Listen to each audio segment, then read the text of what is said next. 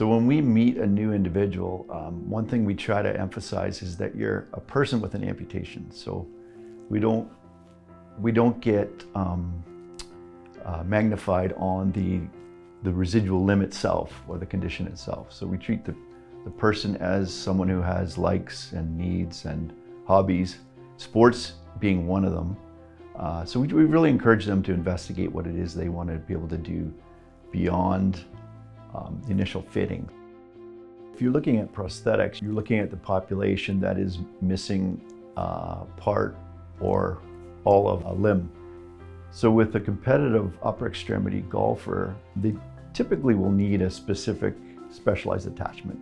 But then there's customization, and I want people to understand that the sky's the limit. You can make things that are very specific to the individual. There's all kinds of really high-end materials available now. Lightweight, flexibility is available. So you have to define what it is you're trying to achieve. With our dealings with ParaGolf and those individuals who are upper extremity amputations or levels, it's actually a little bit more challenging, and sometimes less is more. So depending on the individual, I think it's important that they work with a professional if they can, if they're really serious about getting into that at a competitive level. Sometimes people will golf with their able hand or arm. Sometimes it's a modification to the actual club itself.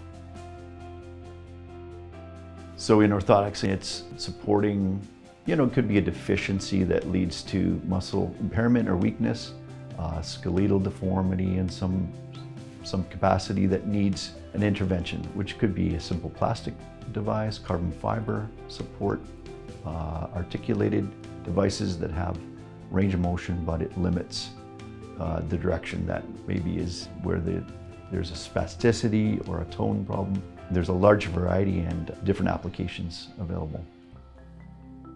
I think it's important to talk about motivation and some of the intimidation and some of the public response that people get from maybe not knowing what their limits are as far as wearing a prosthesis or wearing an orthosis, and integrating that with their passion.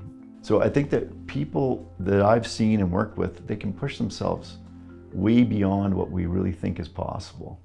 And I think that's important for parents and teachers and prosthetists and orthotists who are going to be working with these individuals to help encourage them, whether it's from my role of providing the appropriate components and devices, whether it's from a coach's role in treating that person with respect and giving them the chance to prove what their limits are and show what their limits are. So I think if people look at someone a little bit differently and realize that that person has just as many opportunities and rights and goals that they want to achieve, so we can all be part of that. I think that if we can help promote and provide and support people who want to try something new with many trials involved, mentoring involved, many visits to the prosthetist. We see our clients over and over and over, and we don't turn them away, because the fact that they're showing up means that they're their own advocate and that they're trying to be better at whatever. And if we can help them in any way, then that's important.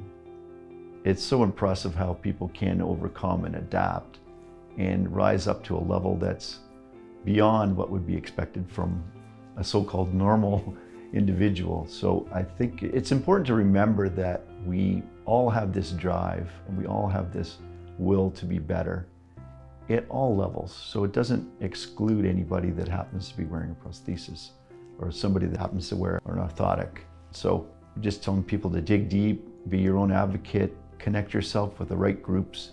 Your prosthetist, orthotist can become your ally in pursuing any of your athletic endeavors.